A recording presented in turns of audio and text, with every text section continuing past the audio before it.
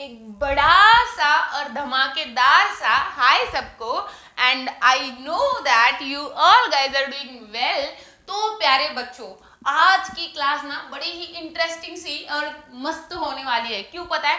मैंने ना एक बढ़िया सा सॉन्ग बनाया है कि क्वेश्चन नंबर 2 को ध्यान में रखने के लिए।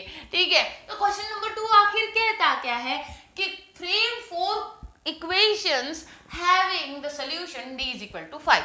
अब यहाँ पे d is equal to 5 है, आपके एग्जाम में t is equal to 1, a is equal to 9, f is equal to 2, -2 कुछ भी आ सकता है। अब वैल्यू कोई भी दे दो, हम तो हारी बाजी को जीतना हमें आता है, ऐसे है ना। तो इसीलिए हम क्या करेंगे कि इसको ध्यान में रखेंगे, फिट बिठाएंगे अपने माइंड में, जैसे कि आप इसको भूलो नहीं। ठीक है, ज्यादा से ज्यादा मेहनत करनी है। यहाँ पे मैं सोचती हूँ ना कि मैं ज्यादा मेहनत कर लूँ, जैसे कि आपको कम मेहनत करनी पड़े और अच्छे से आप मैथ्स में स्कोर कर पाओ और मैथ्स आपका फेवरेट सब्जेक्ट बन जाए। ठीक है, तो बता दूं फिर कि हम कैसे कर सकते हैं इस क्वेश्चन को। देखो सॉन्ग सुनो बड़े ध्यान से, सॉन्ग सुनना। तुम कर लो क्वेश्चन फ्रेम जितने चाहे उतने, बस कर लो ऐड सब्ट्रैक्ट या डिवाइड मल्टीप्लाई, सेम नंबर से एलएचएस और आरएचएस में। तुम कर लो क्वेश्चन फ्रेम जितने चाहे उतने। तो समझ में आया? मतलब कि तुम कितने भी चाहे जितने चाहे उतने क्वेश्चन फ्रेम कर सकते हो। कैसे? जिस तुमको क्या करना है, एलएचएस और आरएचएस में सेम नंबर से या तो ऐड करना है, या तो सब्ट्रैक्ट करना है, या तो मल्टीप्लाई करना है, या फिर डिवाइड करना है। आपको बस इतना ध्यान में रखना है। ठीक है, तो अभी देखो मैं प्रैक्टिकली करके बताऊंगी तो आपको समझ में आ जाएगा कैसे। देखो ए वाला इक्वेशन फॉर्म करते हैं, तो हमारे पास में हम d+2 लिख रहे हैं यहाँ पे, तो इज इक्वल टू ये होगी हमारी एलएचएस और यहाँ पे है हमारी आरएचएस। ठीक है, तो अब एलएचएस में मैंने +2 करा है, तो मैंने सॉन्ग में क्या बताया था कि +2 कहा है मैंने अगर एलएचएस में, तो तुमको आरएचएस में भी +2 करना पड़ेगा। तो जस्ट हम उसी सॉन्ग को फॉलो करते हुए क्या करेंगे कि आरएचएस में d इज इक्वल टू 5 दिया है तो d इज इक्वल टू 5 लिखेंगे, और +2 इधर करा है इसलिए +2 लिखेंगे। ठीक है, हमने क्या करा है, +2 दोनों इसमें कॉमन है। यही बात बताई थी मैंने सॉन्ग में कि तुम क्या करो कि एलएचएस और आरएचएस में सेम नंबर से या तो ऐड करो, या तो सब्ट्रैक्ट करो, या फिर डिवाइड करो, या फिर मल्टीप्लाई करो। ठीक है, तो हमने यहाँ पे एडिशन करी है। अब इसको सॉल्व करते हैं। d+2 इज इक्वल टू 5 + 2 कितने होता है, 7। So this is your equation, this is your equation. समझ में आई बात कि कैसे करना है? ओके, आई होप आपको समझ में आ रहा होगा। और अगर ये सॉन्ग मस्त लगा ना तो आपने कमेंट में मुझे जरूर बताना है। And can you guess which song it is? Okay, तो अब यहाँ पे बी वाला देखो। अब बी में क्या करना है आपको, बी में सब्ट्रैक्शन करते हैं। ठीक है, तो अब यहाँ पे d-3 लेते हैं। ऐसे सिंपल सिंपल वैल्यू मुझे बड़ी अच्छी लगती है। ठीक है, d-3 इज इक्वल टू, अब d इज इक्वल टू 5 है इसलिए आरएचएस में d इज इक्वल टू 5 लिखेंगे, और यहाँ पे -3 करा है एलएचएस में तो इधर भी -3 करेंगे। अब क्या हुआ, d-3 इज इक्वल टू 5 - 3 कितना होता है, 2। तो ये आपका आंसर है दोस्तों। अब मैंने जो नंबर्स लिए हैं वही नंबर्स आपको भी लेने हैं, ऐसा जरूरी नहीं है। आप अपने मनपसंद नंबर ले सकते हो और इन क्वेश्चंस को अपने हिसाब से कर सकते हो। ठीक है, अब यहाँ पे सी वाले क्वेश्चन में देखिए क्या करना है, मल्टीप्लीकेशन करते हैं। ठीक है, तो अब यहाँ पे d×4 इज इक्वल टू, अब d की वैल्यू 5 है इसलिए यहाँ पे 5 लिखते हैं, मल्टीप्लाई 4 से करा एलएचएस में तो इधर भी मल्टीप्लाई 4 से करेंगे, और यहाँ पे आएगा 4d इज इक्वल टू 4 5 20। ठीक है, तो 4d इज इक्वल टू 20। ये आपका और एक नया इक्वेशन बन के हाजिर है। ठीक है, खाना नहीं है इक्वेशन को। अब यहाँ पे देखो d वाले के लिए क्या करेंगे, डिवीजन करते हैं, ऑब्वियस सी बात है, वही बाकी है हमारा। तो d डिवाइडेड बाई क्या, यहाँ पे 4 लिया, यहाँ पे 5 लिया। ओके, अब यहाँ पे 5 इज इक्वल टू 5 डी की वैल्यू 5 है, इधर डिवीजन में 5 था तो इधर भी डिवीजन में 5 लेते हैं। ओके, अब यहाँ पे d by 5 is equal to 1, value क्या है, d by 5 is equal to 1। आप मैंने सिंपल सी वैल्यू ली है, ऐसा जरूरी मैंने पहले ही कहा कि आप अलग वैल्यू ले सकते हो।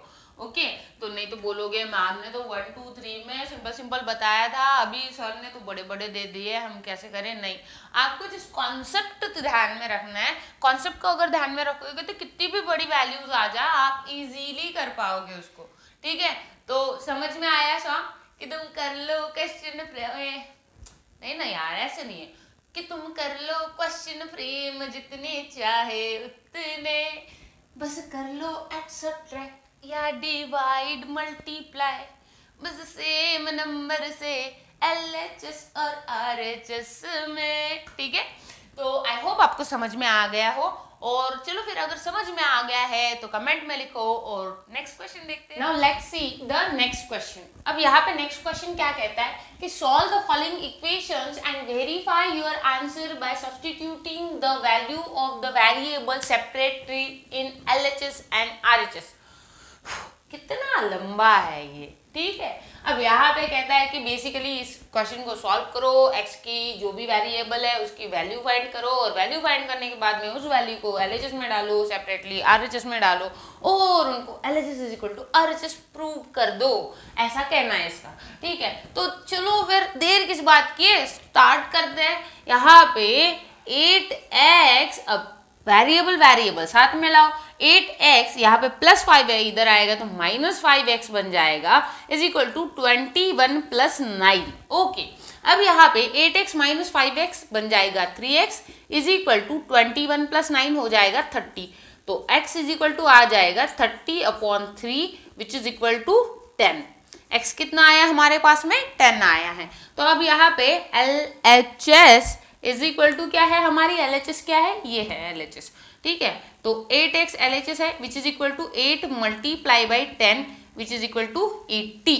ओके, यहाँ पे RHS लिखते हैं, RHS इज इक्वल टू क्या है हमारे पास में 21 plus 5x plus 9। Okay, which is equal to, अब यहाँ पे 21 और यहाँ पे 5x की वैल्यू डालनी पड़ेगी। देखो 21 प्लस 5, इसको ब्रैकेट में लिखो, 5 मल्टीप्लाई बाय, अभी x की वैल्यू क्या थी 10, इसलिए मल्टीप्लाई बाय 10 प्लस 9 कर देते हैं विच इज इक्वल टू, अब 21 प्लस 9 कर दो, यहाँ पे 30 लिखा, प्लस यहाँ पे 5 मल्टीप्लाई बाय 10 होगा 50, अब 50 प्लस 30 होगा 80। अब यहाँ पे देखो LHS इज इक्वल टू 80 आया है, RHS इज इक्वल टू 80 आया है, तो लास्ट में क्या करेंगे, therefore LHS is equal to RHS, that's it. इतना है, बस ऐसे प्रूव करना है।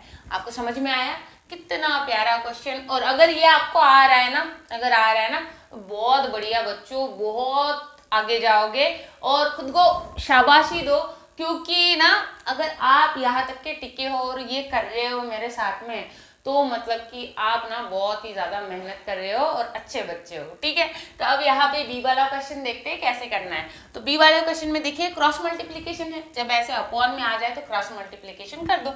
यहाँ पे 27 मल्टीप्लाई बाय, अच्छा x को कर दे, ठीक है इधर ही लाते, 27 multiply by 5 is equal to 3 multiply by x। ठीक है, इसको इससे, इसको इसके, numerator multiply by denominator.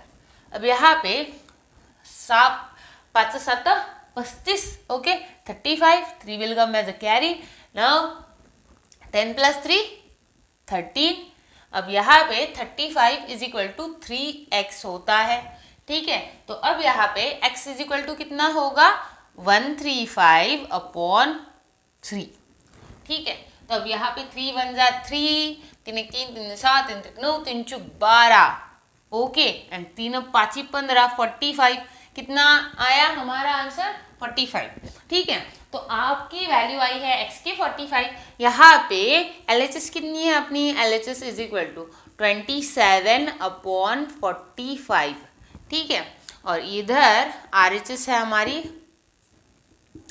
RHS क्या है, RHS है 3/5।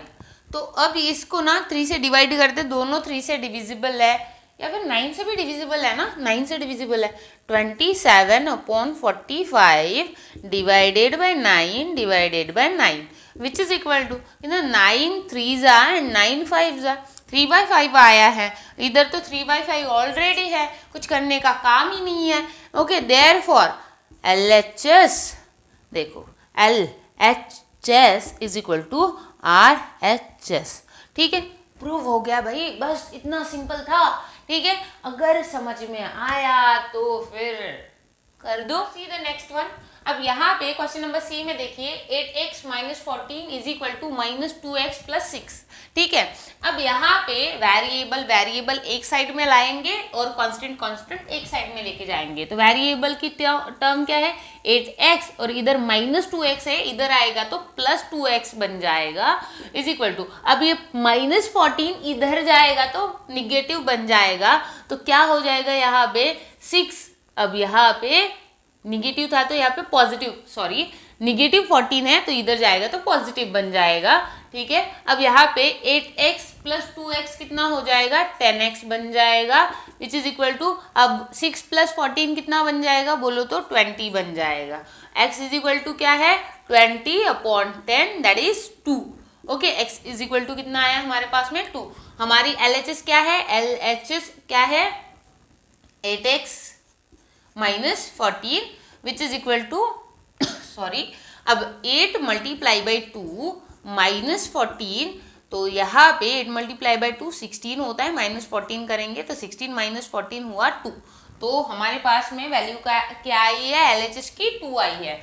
अब RHS करते हैं, RHS is equal to, RHS की वैल्यू क्या है -2x + 6, अब which is equal to -2 multiply by x की वैल्यू 2 है इसलिए 2, ओके, +6। अब यहाँ पे 2 × 2 4, लेकिन निगेटिव साइन है इसलिए नेगेटिव +6। अब -4 + 6 कितना होता है negative positive negative, okay, which is equal to 2। तो RHS की भी वैल्यू 2 आई है, LHS is equal to RHS last में लिख दीजिए, हेंस प्रूव्ड। लास्ट में मतलब कि LHS is equal to RHS आया है, आपका आंसर 100% करेक्ट है।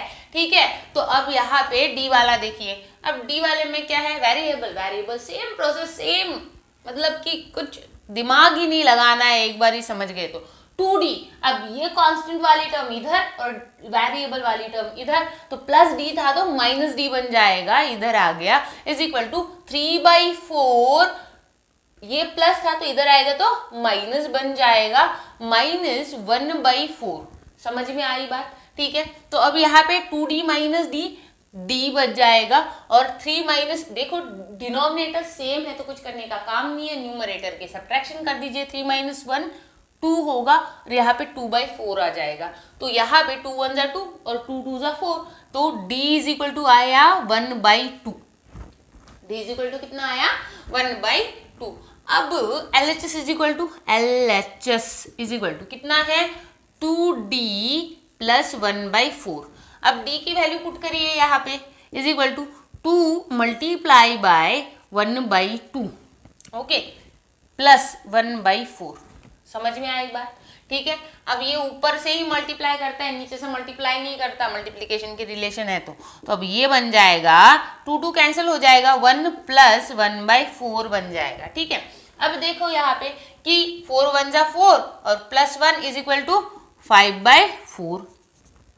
तो अब यहाँ पे LHS कितनी आई है हमारे पास में 5/4। RHS करते हैं, RHS, okay, RHS is equal to क्या है 3/4 + D, अब which is equal to 3/4। D की वैल्यू कितनी है, D की वैल्यू है +1/2।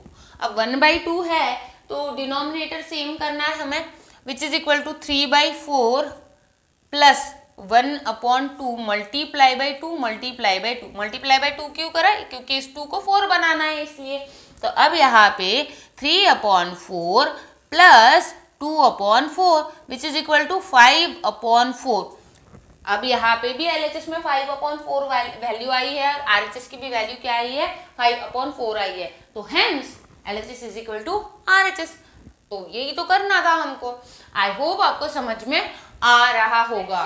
The next question. अब यहाँ पे इस क्वेश्चन में देखिए कि 0.8 a is equal to a plus 16। अब यहाँ पे डेसिमल को पहले ही निकाल दो फर्स्ट स्टेप में। कैसे करना है कि 10 से मल्टीप्लाई कर दो, क्योंकि एक डिजिट बाद में ही है, इसलिए 1.8 a multiply by 10 is equal to a plus 16 in bracket में करो इसको और मल्टीप्लाई बाय 10 कर दो।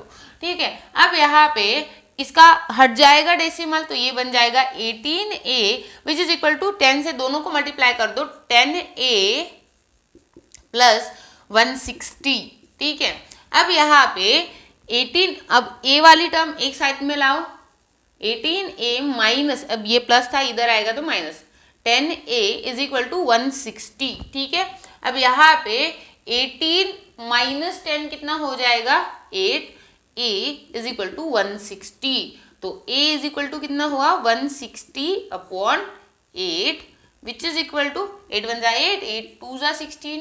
तो a की वैल्यू कितनी आई है 20, a की वैल्यू कितनी आई है 20। ठीक है, अब LHS is equal to prove करते हैं। LHS कितना है हमारे पास में 1.8 a, तो a मतलब कि 20, 1.8 multiply by 20 which is equal to, अब ये देखो ये 0 तो ये हटाने में चला जाएगा डेसिमल और 2 से मल्टीप्लाई करना है बस, 18 टू जा 36। ठीक है, यहाँ पे आपका आंसर 36 आया है LHS का। RHS देखते हैं, RHS इज इक्वल टू क्या है, अब RHS है a प्लस 16, a की वैल्यू क्या है 20 प्लस 16, तो 20 प्लस 16 होता है 36। ओके, RHS और LHS की वैल्यू सेम आई है, तो यहाँ पे लास्ट में लिख दो LHS is equal to RHS। समझ में आई बात। ठीक है, तो अब यहाँ पे F वाला क्वेश्चन देखिए, a plus 0.04 is equal to 5a minus 7.08। ठीक है, अब यहाँ पे a वेरिएबल एक साथ में लाओ। ठीक है, a यहाँ पे प्लस था ये इसीलिए माइनस हो जाएगा, a minus 5a is equal to, अब यहाँ पे माइनस 7.08, ये प्लस था इधर आएगा तो निगेटिव बन जाएगा 0.04। समझ में आया ये स्टेप कैसे आई।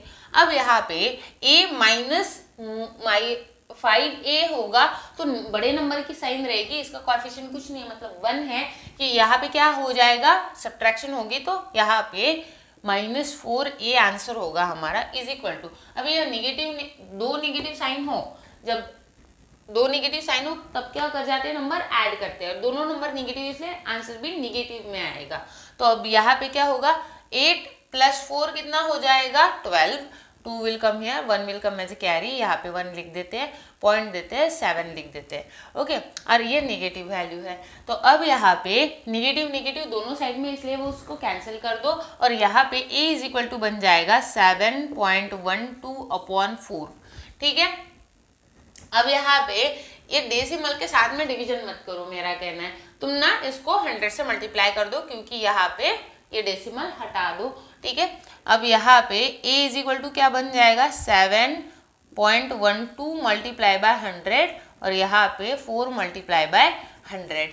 तो ये स्टेप क्या हुई, यहाँ पे स्टेप आती है कि 712 डेसिमल हट गया उधर का, और इसको 4 मल्टीप्लाई बाय 100 ही रहने दो, 400 मत करो, क्योंकि हम बाद में डेसिमल एडजस्ट कर देंगे। तो यहाँ पे ये क्या हुआ 4 से ये कटता है, 4 1 जा 4, ये बन जाएगा 4 1 जा 4। ठीक है, देखो यहाँ पे 712 डिवाइडेड बाय 4, 4 1 जा 4 बन जाएगा। अब 4 गए, 7 से 4 गए, 4 5 6 7, 3 बचे यहाँ पे, 1 विल कम हियर। ओके, अब क्या 4 के टेबल में 4 8 32, तो 4 7 लेना पड़ेगा, 7 जा 28। ठीक है, माइनस करो इसको, अब माइनस कर दिया तो यहाँ पे कितना आता है 3 आता है, और ये 2 आ गया नीचे, और यहाँ पे 8 जा आएगा ये। ठीक है, तो ये 178 आपका यहाँ पे आंसर आया, 178 डिवाइडेड बाय 100। अब यहाँ पे डेसिमल को एडजस्ट कर दो, क्या करना है विच इज इक्वल टू 1.78। तो a की वैल्यू क्या आई है हमारी 1.78 आई है, तो अब यहाँ पे लास्ट स्टेप करनी है आपको। लास्ट स्टेप क्या करोगे कि एलएचएस में पुट करनी है वैल्यू ये वाली और आरएचएस में प्रूव करना है, जैसे ऐसे ऐसे करके मैंने दिया था। तो आप ये काम खुद से करोगे, ऐसा मैं कह रही हूँ, और आपको करना ही है, ठीक है। तो ये आप खुद से करो और LHS is equal to RHS है या नहीं ये चेक करो और मुझे बताओ कि क्या ये आंसर सही है, ठीक है। तो this is all for the today's class and I hope कि आप सब लोगों को अच्छी लगी होगी क्लास। अगर अच्छी लगती है तो ज़रूर लाइक करना और अपने फ्रेंड्स के साथ में ज़रूर शेयर करना। See you soon in next video, till that bye and do study well. जय हिंद।